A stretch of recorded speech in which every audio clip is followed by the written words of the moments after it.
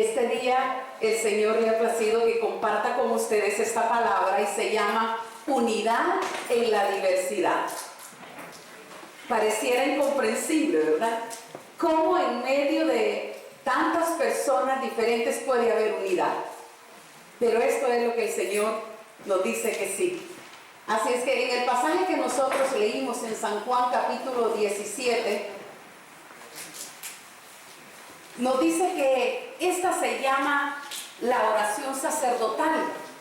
Esa foto que ustedes ven ahí, los que han estado en el Monte de los Olivos de pronto se identifican con ella. Es ahí donde Jesús hace esta oración, en el Monte de los Olivos. Cuando Jesús estaba esperando un poco de tiempo para ser sacrificado. Y es cuando Él hace esta oración y está ahí postrado, que le dice al Padre esta oración, y el capítulo 17 tiene 3 divisiones naturales. La primera división es cuando Jesús ora por Él mismo. La segunda división es cuando ora por sus discípulos. Y la tercera división es la que me llena de gozo, porque es donde ora por usted y por mí. Esta es la tercera parte de esta oración, cuando Él le dice: Padre, y no solamente te pido por estos, te pido por los que habrán de creer, por los que se van a reunir un día en el casino ahí en el Chusan Park. Por ellos te pido también, Señor, por los que te van a conocer a través del testimonio de cada uno de estos que ahora son mis discípulos. Y es en este momento que Jesús hace un clamor al Padre, como si fueran las peticiones de uno que está para morir, de un moribundo. Y la petición que le hace del corazón al Padre es: Padre, glorifícame, así como yo te glorifico. Pero le dice: y te pido que sean uno, así como tú y yo somos uno.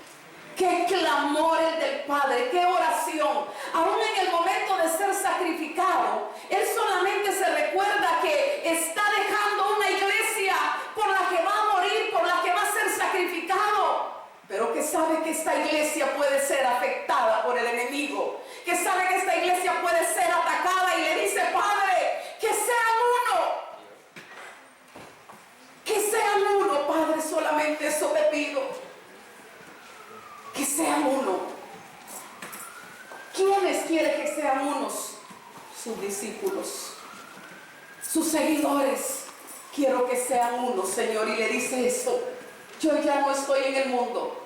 Jesús aún no ha sido sacrificado. Jesús no ha ido a la cruz del Calvario. Pero ya Jesús está visualizando y está viendo que lo que viene es la muerte. Y por eso es que Él dice: y ya no estoy en el mundo, mas estos están en el mundo, y yo voy a ti, Padre Santo, a los que me has dado, guárdalos en tu nombre, para que sean uno, así como nosotros. Jesús, en este clamor que eleva al Padre, Él está dándose cuenta que su iglesia somos seres quebrados, somos seres rotos, somos seres humanos que tenemos heridas, que vamos a ir de fracaso en fracaso, porque nuestra naturaleza humana es una naturaleza pecaminosa. Y es ahí donde el Padre le dice que sean uno, porque Él sabe que el enemigo se va a levantar, porque el lema del enemigo es: divide y vencerás. Y por eso es que Él se va a meter a dividir familias, a dividir matrimonios, y trae la división a todo nivel. Y Jesús sabía que la iglesia no se le iba a escapar, que también iba a entrar a dividir su iglesia, por la que ahora Él estaba a punto de ser sacrificado. Y le dice de lo interior de su corazón: Padre, que sean uno. Te suplico que sean uno, porque tú sabes que la naturaleza de ellos es frágil. Por eso te suplico, Padre, que mis seguidores sean uno. Es imposible casi creer que en los 12 discípulos de Jesús había un cananista y había un cobrador de impuestos. Cuando Jesús viene, el imperio romano gobernaba. Y cuando el imperio romano gobernaba, los israelitas, habían varios bandos, habían varios grupos. Había el grupo que se acomodó y sacó provecho del imperio romano. Y estos fueron los que cobraban impuestos a sus mismos judíos, a sus mismos hermanos, para pagar el tributo al imperio romano, pero eran los mismos que se embolsillaban plata de sus mismos hermanos, de sus mismos compatriotas. Pero había otro grupo, los cananistas, que eran los revolucionarios, los que no querían a estos cananistas porque los miraban como vendepatria, los miraban como traidores, porque estos, en vez de defender al pueblo, estaban extorsionando y explotando al pueblo. Los cananistas no podían ver a un cobrador de impuestos, a un publicano. Y los publicanos tampoco querían a los cananistas. Pero cuando Jesús llama en sus discípulos, viene Simón el cananista y viene Mateo el publicano. No hubieran estado unidos, a no ser que Jesús ha venido para traer unidad, para derribar las murallas, los argumentos que nos defienden, que nos separan, que nos están ahora mismo trayendo en vez de unidad, desunión. Era casi imposible poder ver sentado a Simón el cananista y a Mateo el publicano si no hubiera sido porque entendieron el propósito del mensaje de Jesús. Unos meses antes, o 3 años y medio atrás, que Jesús estaba haciendo esta oración, estaban en bandos totalmente opuestos. Pero ahora Jesús los tenía a ambos en un solo propósito, en una sola misión. Jesús sabe que usted y yo somos diferentes. Jesús sabe que usted y yo tenemos deseos, gustos diferentes. Pero qué hermoso es que Jesús no pasó por alto el saber que Gladys, el saber que Holmes, el saber que Lester eran diferentes, sino que Jesús nos visualiza como un todo, como su iglesia, como los redimidos. Y Él en ese momento, en esa oración en el Getsemaní, le dice: Padre, te pido por ellos, que sean uno. Porque Jesús ya visualizaba los ataques que iban a venir para su iglesia. Amén. Ya visualizaba que el enemigo no iba a descansar y no va a descansar. Porque el lema de Él es: divide y vencerás. Y va a traer siempre división en nuestra familia, va a traer división en nuestra iglesia, en nuestra sociedad. Mírenlo, cuántas guerras en este mundo. Y todas estas guerras no son producto del amor, sencillamente son producto de esa misma división que el enemigo ha querido atraer.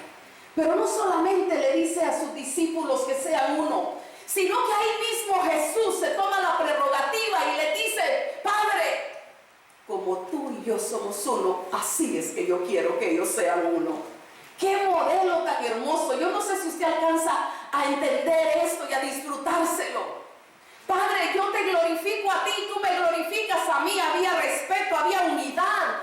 ¿Qué cosa ese amor tan grande? Y le dice: como tú y yo somos uno, que así sea mi iglesia, que así sean mis discípulos, que así sea cada matrimonio, que así sea cada familia, que así sea todos, no importa qué nombre lleven. Porque lo que hemos dicho siempre, no es el nombre que nos ha salvado, no es el nombre de la iglesia que nos une. El que murió en la cruz del Calvario es Cristo Jesús. Él es el que nos une. Él es el que unió a Simón el cananista y el que unió a Mateo y el que nos tiene a nosotros unidos hoy aquí. Y nos tiene unidos porque no solo somos nosotros. Este clamor de unidad es por la iglesia alrededor del mundo, por aquellos que ahora mismo están adorando en África, por los que ahora mismo están siendo perseguidos en Siria, en Indonesia, en diferentes países que están ahora siendo perseguidos, son parte de nuestro cuerpo, por aquellos que adoran danzando, por los que adoran sin panderetas, por todos ese cuerpo. Por ellos es que el Señor está pidiendo aquí esa unidad y dice que sean así como tú y yo. La gloria que me dice yo les he dado, para que sean uno, así como nosotros somos uno. La gloria es la luz, es esa chequina, y lo que le dice, ellos también tienen esa luz, ellos también tienen esa chequina. y tienen la capacidad para poder ser unos como tú y yo somos uno. Y la tercera cosa que le dice el Señor en esa oración, que sean unos, es para que el mundo crea. El mundo no creerá a menos que usted y yo estemos unidos.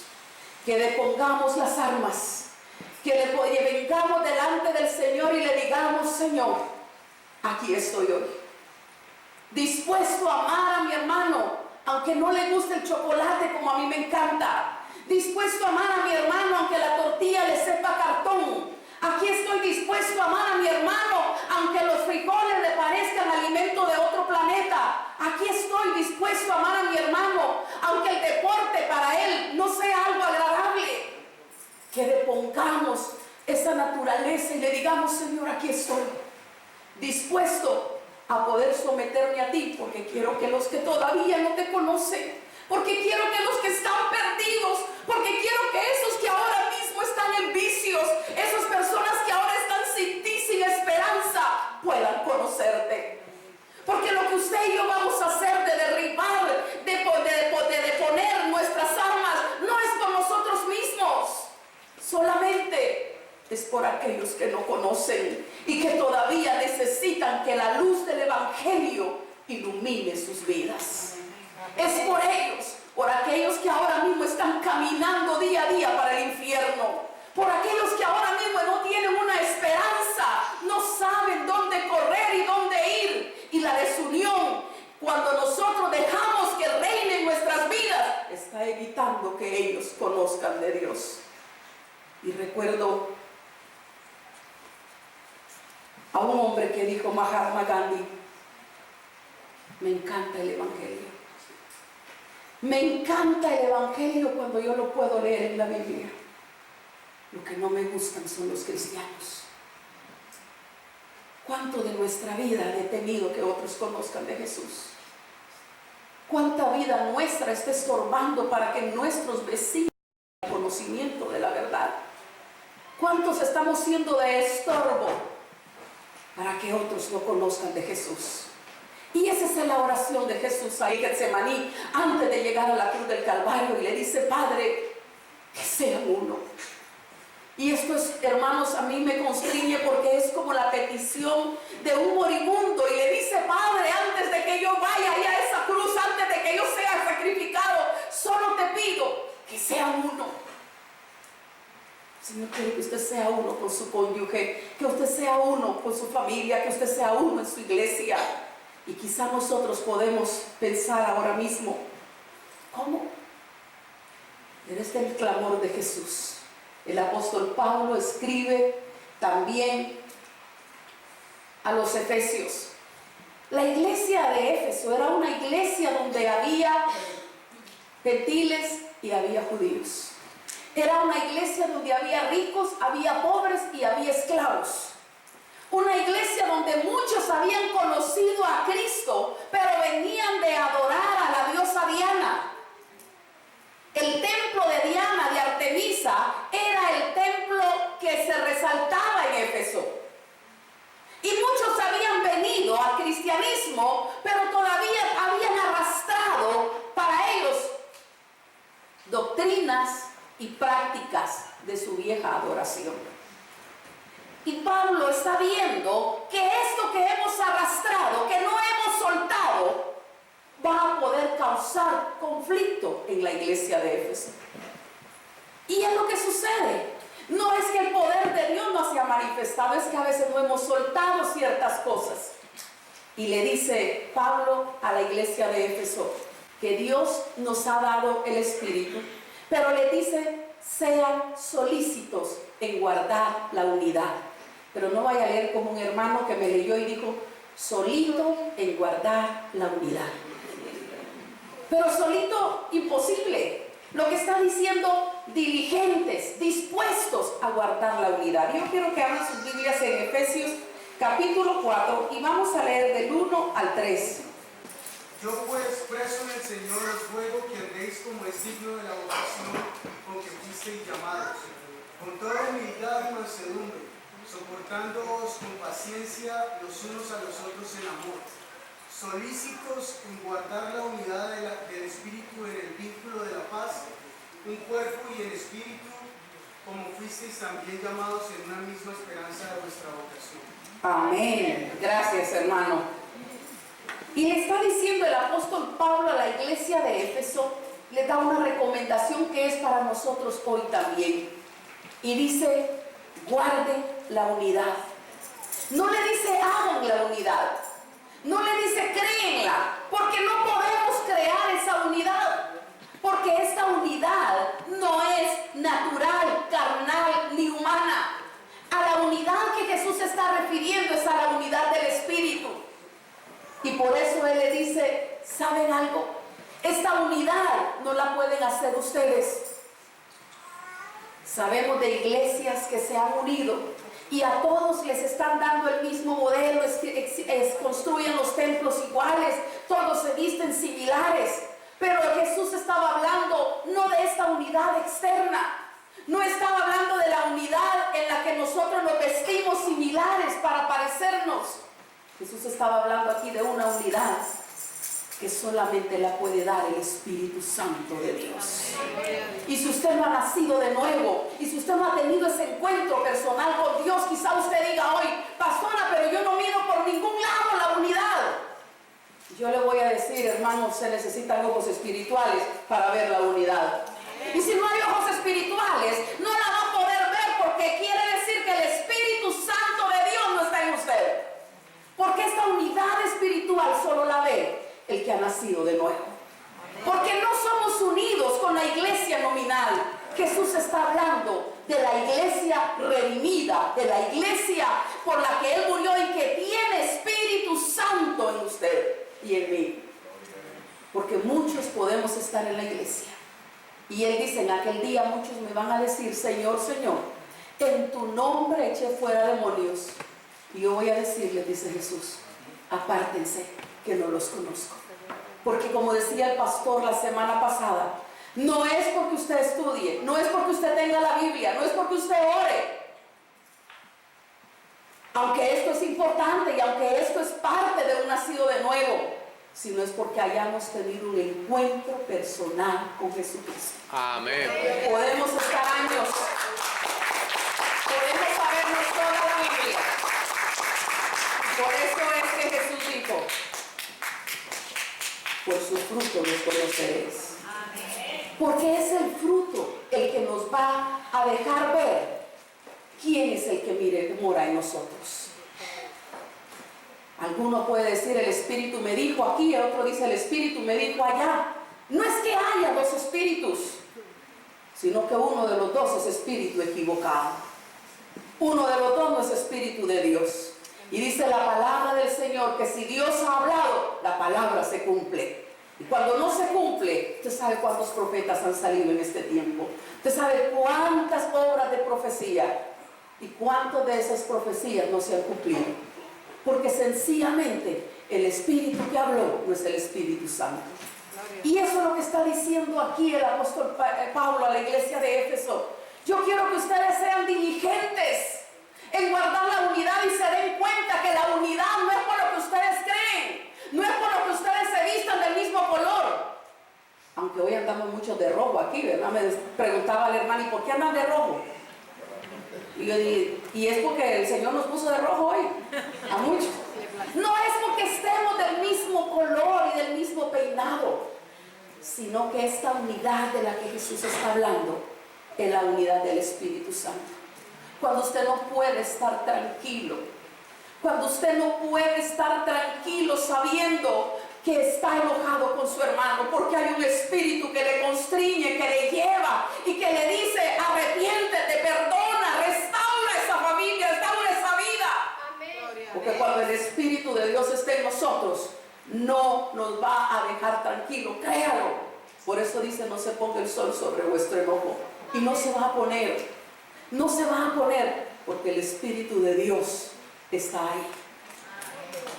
Mire lo que dice, solícitos en guardar la unidad del Espíritu en el vínculo de la paz. Y está diciendo, guarden esta unidad. No la podemos hacer, pero sí podemos guardarla. Y segunda cosa, trabajando en equipo. Qué interesante. No es fácil. A algunos se nos hace difícil trabajar en equipo, porque algunos queremos hacer las cosas a nuestra manera. Pero cuando yo digo no es mi manera ni tu manera, lo vamos a hacer a la manera de Dios, a la manera que conviene, a la manera que beneficia, a la manera que es exitoso, a la manera que le podemos sacar mejor provecho, a la manera que edifica, a la manera que trae bendición a los demás.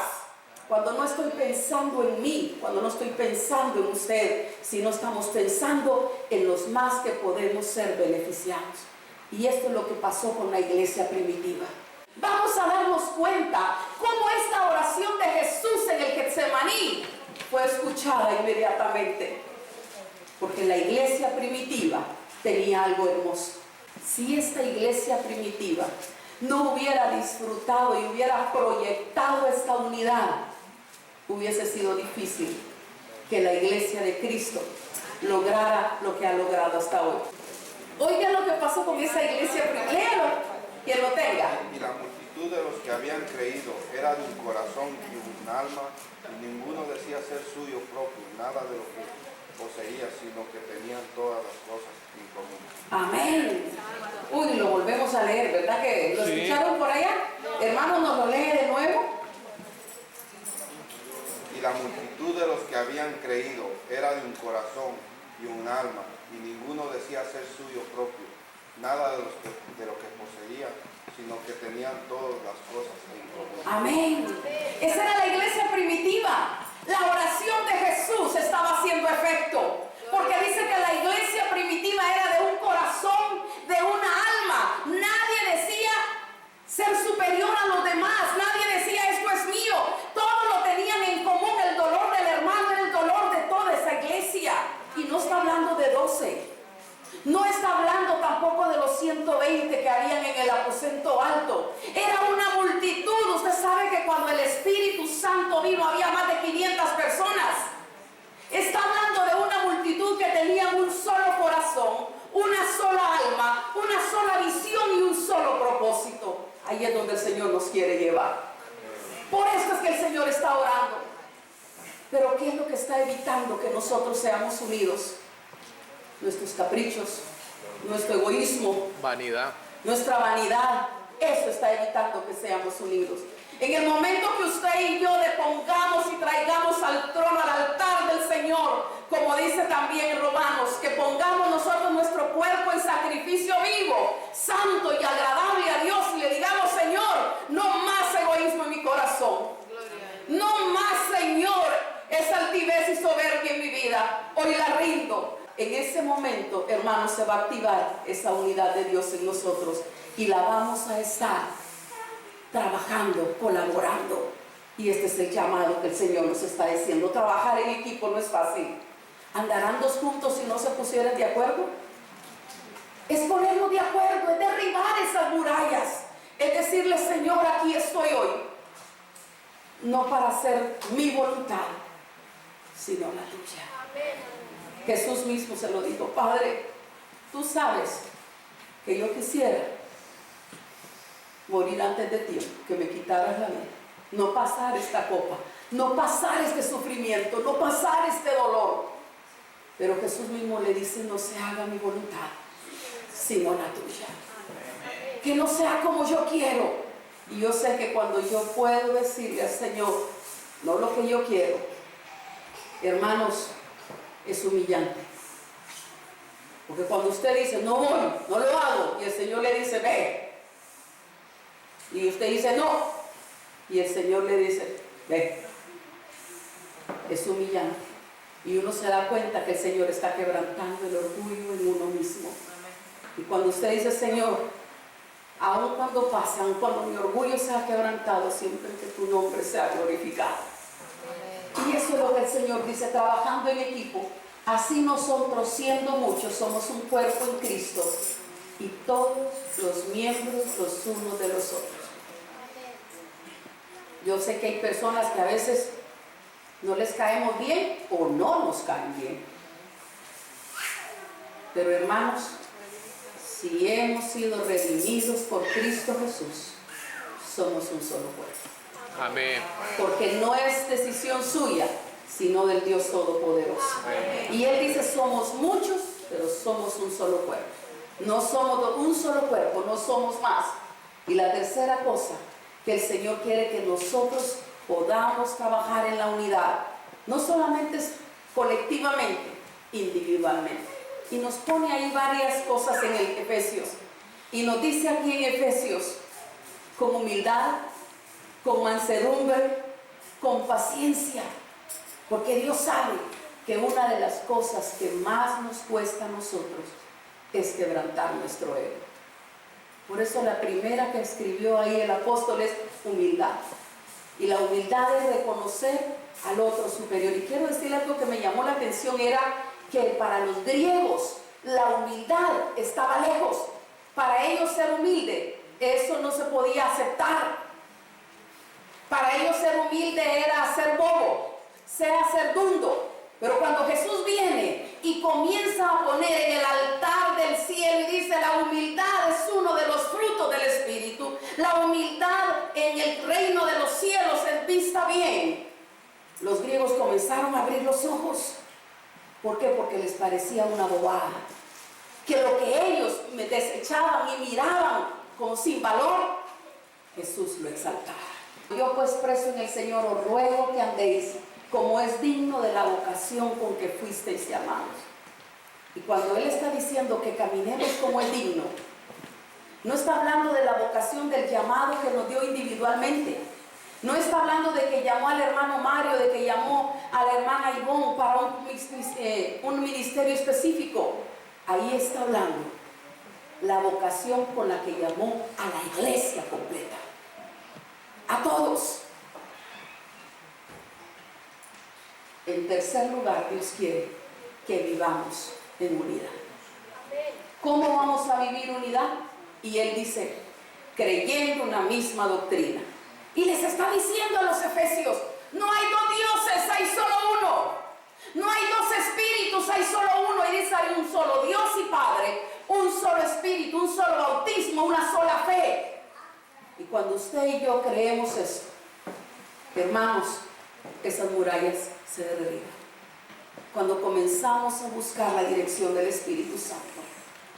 Por eso hay diversidad de doctrinas. ¿Y sabe qué es lo que ha hecho a la historia, hermanos? ¿Sabe por qué la iglesia está tan dividida? Por las doctrinas.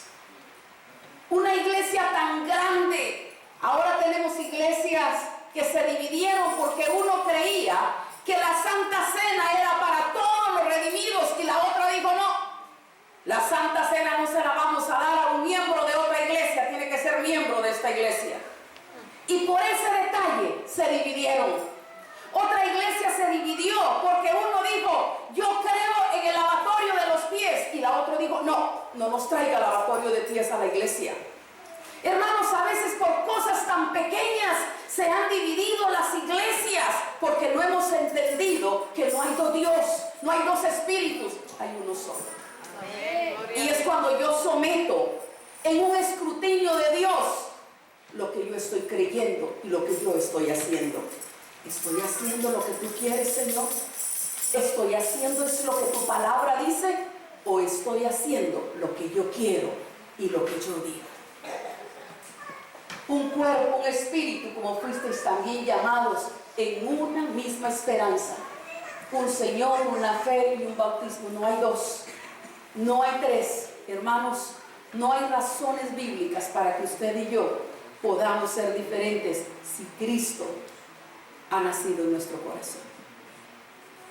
Cuando usted puede ver en la historia cristianos de los tiempos de Elías, cristianos de los tiempos de los discípulos, cristianos de los tiempos de Lutero, de Calvino, uno suizo, otro alemán, en diferentes lugares, pero usted ve muchas cosas que no fueron variantes. Creían en la salvación en Cristo Jesús, creían en el temor a Dios, creían en la santificación y le dieron autoridad a esta palabra por sobre sus anhelos, sus deseos y por sobre sus caprichos. Cuando la palabra de Dios es la autoridad en nuestra vida, cuando la palabra de Dios marca las pautas, no habrá lugar a que el enemigo tome ventaja. Andando de esa manera digna. Eso es lo que el Señor quiere. La unidad la vamos a trabajar cuando cada uno de nosotros vivamos para Dios. Andemos dignamente y le digamos: Señor, independientemente lo que el hermano a mi lado derecha o a la izquierda haga, yo quiero vivir para ti. No vamos a agradar al mundo entero, hermano, no lo vamos a agradar. Agrademos a uno y con eso basta. Agrademos a Dios y con eso basta. No vamos a poder agradar a todo el mundo. No siempre las multitudes tienen razón. No siempre las multitudes tienen razón. La multitud llevó a Cristo a la cruz del Calvario y estaban equivocados. Cuando fueron los 12 espías, 10 estaban diciendo que no sigan y solo 2 dijeron: adelante. Así es que si usted dice no, son mejor la mayoría, cuando no siempre las multitudes ni siempre las minorías. Trate de vivir conforme a esta palabra. Y dígale: Señor, yo quiero derribar esa muralla de divisiones. Yo ya no quiero más tener problemas de divisiones en el trabajo. No quiero más divisiones en mi familia. No quiero más divisiones. Donde llego, entra la división. Donde yo voy, parece como que la anduviera colgando en la espalda. Señor, quiero hoy esa unidad por la que tú oraste en el Getsemaní. Quiero que esa unidad por la que tú clamaste sea real en mi vida. Y va a comenzar con una decisión de cada uno de nosotros. Efesios 4:2 dice: con toda humildad y mansedumbre, soportándoos con paciencia los unos a los otros. ¿En qué? En amor. Anoche predicaba, el viernes a la noche predicaba nuestra hermana María Teresa y decía: el amor es todo. El amor es la base. Y cuando usted estudia el fruto del Espíritu Santo, quiero decirle que es el amor el que produce el gozo, la paz, la bondad, la templanza. Es el amor el que produce todos los demás frutos. No es que son 9 frutos. Es el amor en lo de Dios en nosotros el que va a producir lo demás en nuestra vida. Y es poder decirle hoy al Señor esto: Señor, yo quiero ser ese instrumento tuyo para vivir en unidad. Y para vivir en unidad no solamente vamos a creer una misma doctrina y andando de manera digna, sino teniendo un solo objetivo. El objetivo del Padre y del Hijo era el mismo: la redención de la humanidad. El objetivo del Padre y del Hijo era uno: que usted y yo, un día no muy lejano, podamos unirnos a la Iglesia Universal. No a la de la 43, hermano, sino a la iglesia redimida por todo el mundo, donde vamos a encontrar árabes, chinos, japoneses, nórdicos, indígenas, donde todos vamos a poder adorar al Señor y va a decir Cristo: esta es la iglesia por la que yo oré, esta es la iglesia por la que yo di mi vida en la cruz del Calvario, esta es la iglesia que ha depuesto su orgullo, su capricho, esta es la iglesia la que yo amo. Yo, la invitación es esta. Yo no sé si usted está disfrutando ya y diciéndole: Señor, yo soy parte de esta iglesia. Amén. Pero solo vamos a ser parte de esta iglesia si hemos nacido de nuevo, si hemos depuesto nuestra voluntad en la voluntad de Dios, si hemos rendido y le hemos dicho: Señor, no más caprichos, no más egoísmos, aquí lo pongo. No quiere decir que no van a llegar esos sentimientos a nuestro corazón y no se sienta mal, porque somos humanos, pero no los vamos a dejar que gobiernen nuestra vida. No los vamos a dejar que tomen el control. No vamos a dejar que nos llenen a nuestro corazón de falta de amor, sino por el contrario, cuando miremos que llega, nosotros ahí mismo decimos: no. En el nombre de Jesús, tu palabra dice que yo tengo que trabajar en unidad, en amor. Y ahora, Señor, esa muralla es derribada. Amén. Enséñame a ver todo lo bueno, todo lo puro, todo lo noble, todo lo amable, todo lo digno de alabanza. Enséñame a ver las virtudes en cada uno de mis hermanos. Enséñame a ver en mi hermano la gloria de Dios. Enséñame a ver en mi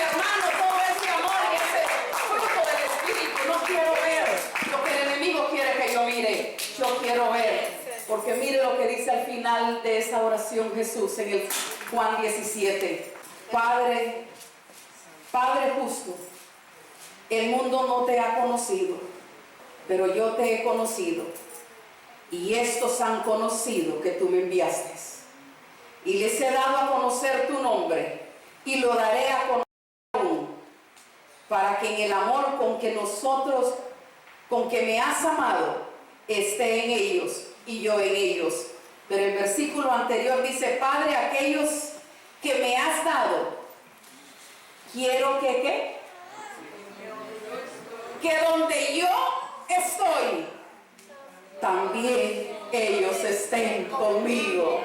Aleluya. Hermano, eso es lo que el Señor quiere, que usted y yo estemos, y esa es la promesa hermosa que nos da, que si nosotros damos este paso de fe para trabajar por la unidad, si nosotros damos este paso, dice el Señor, Padre, que ellos estén también donde yo estoy. Yo quiero estar ahí donde está el Señor. Yo quiero estar ahí formando parte de esa iglesia universal de los redimidos por Cristo. Y si usted quiere, yo le invito que hoy, este día, le diga: Señor, yo sé que en mi corazón hay sentimientos que me están ganando la batalla.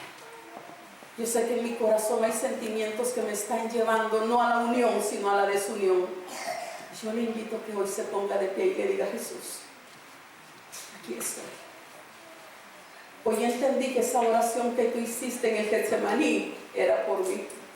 Porque tú sabías no solo que yo te iba a conocer, sino que sabías que también los sentimientos a veces me iban a traicionar y me iba a dejar llevar por la naturaleza humana.